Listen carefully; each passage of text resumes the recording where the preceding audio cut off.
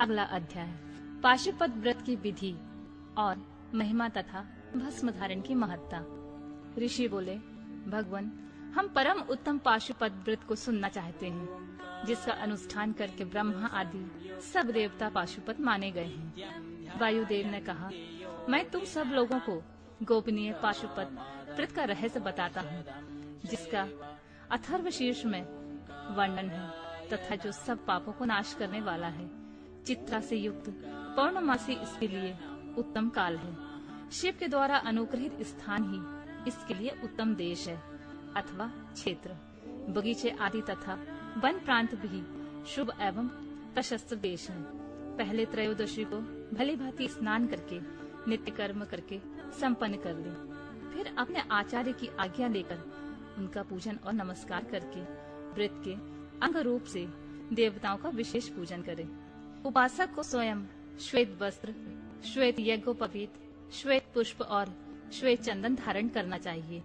वह कुश के आसन पर बैठकर हाथ में मुट्ठी भर कुश ले पूर्व या उत्तर की ओर मुख करके 3 प्राणायाम करने के पश्चात भगवान शिव और देवी पार्वती का ध्यान करे।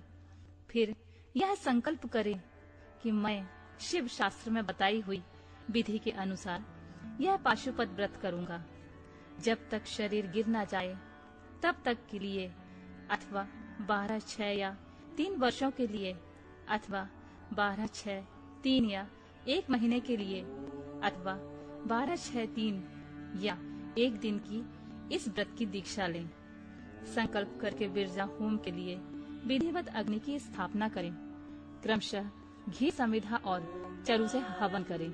तत्पश्चात तत्वों की शुद्धि के उपदेश से फिर मूल मंत्र द्वारा उन समिधा द्वारा सामग्रियों की आहुतियां दें। उस समय यह बारंबार यह चिंतन करें कि मेरे शरीर में जो ये तत्व हैं, ये सब शुद्ध हो जाएं। उन तत्वों के नाम इस प्रकार हैं: 5 भूत, उनकी 5 तन मात्राएं, 5 ज्ञानेन्द्रियां, 5 कर्मेंद्रियां, 5 विषय, त्वचा आदि, 7 धातु, प्राण आदि, 5 वायु, मन, बुद्धि, अहंकार, प्रकृति, पुरुष, राग, विद्या, कला, नियति, काल, माया, शुद्ध विद्या, महेश्वर, सदाशिव, शक्ति तत्व और शिव तत्व। ये क्रमशः तत्व कहे गए हैं। विरज मंत्रों से आहुति करके होता रजोगुण रहित शुद्ध हो जाता है। फिर शिव का अनुग्रह पाकर वह ज्ञानवान हो जाता है। तदनंतर गोबर लाकर उसकी पिंडी बनाए, फिर उसे मंत्र द्वारा अभिमंत्रित करके अग्नि में डाल दें।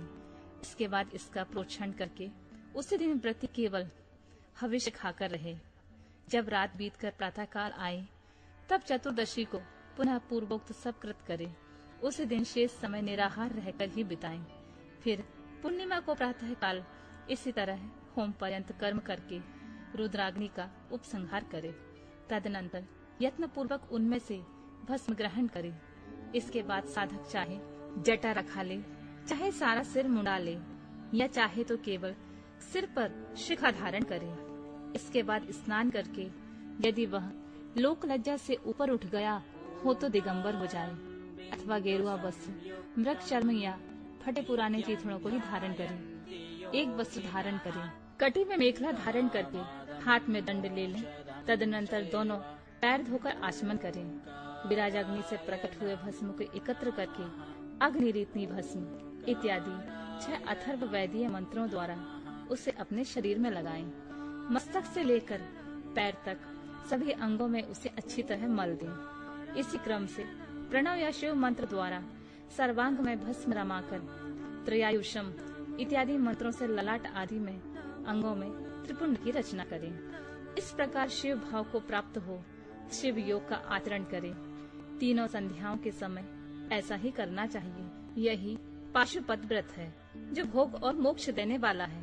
यह जीवों के पशु भाव को निवृत्त कर देता है। इस प्रकार पाशुपत व्रत के अनुष्ठान द्वारा पशुत्व का परित्याग करके लिंग मूर्ति सनातन महादेव जी का पूजन करना चाहिए। यदि वैभव हो तो सोने का अष्टदल कमल बनवाएं, जिसमें 9 प्रकार के रत्न जड़े गए हों, उसमें कर्णिका और केसर भी हों। ऐसे कमल को भगवान का आसन बनावे। धनाभाव होने पर लाल या सफेद कमल के फूल को आसन अर्पित करें। वह भी ना मिले तो केवल भावनामय कमल अर्पित कर दें। उस कमल की कर्णिका में पीठिका सहित छोटे से स्फटिक मणिमय लिंग की स्थापना करके क्रमशः विधि पूर्वक उसका पूजन करें। उस लिंग का शोधन करके पहले शास्त्रीय विधि के अनुसार उसकी स्थापना कर लेनी चाहिए। फिर आसन दे पंचमुख के प्रकार से मूर्ति की कल्पना करके पंचगव्य आदि से पूर्ण अपने वैभव के अनुसार संग्रहित भरे हुए सुवर्ण निर्मित कलशों से उस मूर्ति को स्नान कराएं। फिर सुगंधित द्रव्य कपूर, चंदन और कुमकुम आदि से वेदी सहित भूषण भूषित शिवलिंग का अनुलेपन करके बिल्व पत्र, लाल कमल, श्वेत कमल, नील कमल, अन्यान सुगंधित पुष्प, पवित्र एवं उत्तम पत्र और दूर्वा और अक्षत आदि विचित्र उपचार चढ़ाकर यथा प्राप्त सामग्रियों द्वारा महापूजन की विधि से उसमें मूर्ति की अभ्यर्चना करें। फिर धूप दीप और नैवेद्य निवेदन करें। इस तरह भगवान शिव को उत्तम वस्त्र निवेदन करके अपना कल्याण करें। उस व्रत में विशेषतः वे सभी वस्तुएं देनी चाहिए जो अपने को अधिक प्रिय हो, श्रेष्ठ हो और न्याय पूर्वक उपार्जित हुई हो।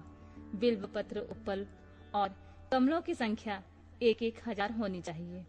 अन्य पत्रों और फूलों में से प्रत्येक की संख्या 108 होनी चाहिए। सामग्रियों में भी बिल्व पत्र को विशेष यत्न पूर्वक जुटाएं, उसे भूलकर भी ना छोड़ें। सोने का बना हुआ एक ही कमल 1,000 कमलों से श्रेष्ठ बताया गया है। नील कमल आदि के विषय में भी यही बात कही गई है। ये सब बिल्व पत्रों के समान ही महत्व रखते हैं। अन्य पुष्पों के लिए कोई नियम नहीं है, वे जितने मिले उतने ही चढ़ाने चाहिए। अष्टांग अर्ध उत्कृष्ट माना जाता है। धूप और आलेप चंदन के विषय में विशेष बात यह है, वामदेव नामक मुख में चंदन, तत्व पुरुष नामक मुख में हरिताल और ईशान नामक मुख में भस्म लगानी चाहिए। कोई कोई भस्म की जगह आलेपन का विधान करते हैं। दूसरे प्रकार के धूप का विधान होने से कुछ लोग प्रसिद्ध धूप का निषेध करते हैं। अघोर नामक मुख के लिए श्वेत अगरू का धूप देना चाहिए। तत्पुरुष नामक मुख के लिए कृष्ण अगरू के धूप का विधान है। वामदेव के लिए गुग्गल, सद्दोजात मुख के लिए सौगंधिक तथा ईशान के लिए उशीर आदि धूप को विशेष रूप से देनी चाहिए। शर्करा, मधु, कपूर, कपिला, गाय का घी, चंदन का चूरा तथा अगुरा नामक काष्ठ आदि का चूर्ण, इन सब को मिलाकर जो धूप तैयार किया जाता है उस सब के लिए सामान्य रूप से उपयोग के योग्य बताया गया है। कपूर की बत्ती और घी के दीपक जलाकर दीपमाला देनी चाहिए। तत्पश्चात प्रत्येक मुख के लिए पृथक पृथक अर्घ्य और आचमन देने का विधान है। प्रथम आवरण में गणेश और कार्तिकेय की पूजा करनी चाहिए। उनके साथ ही बाहर अंगों की भी पूजा आवश्यक है। प्रथम वरण की पूजा हो जाने पर द्वितीय वरण में चक्रवर्ती विघ्नेश्वरों की पूजा करनी चाहिए। तृतीय वरण में भव आदि अष्ट मूर्तियों की पूजा का विधान है। वही महादेव आदि 11 मूर्तियों का भी पूजन आवश्यक है। चौथे आवरण में सभी गणेश्वर पूजनीय हैं। पंच आवरण में कमल के 12 भाग में क्रमशः 10 दिक्पालों, उनके अस्त्रों और अनुचरों की क्रमशः पूजा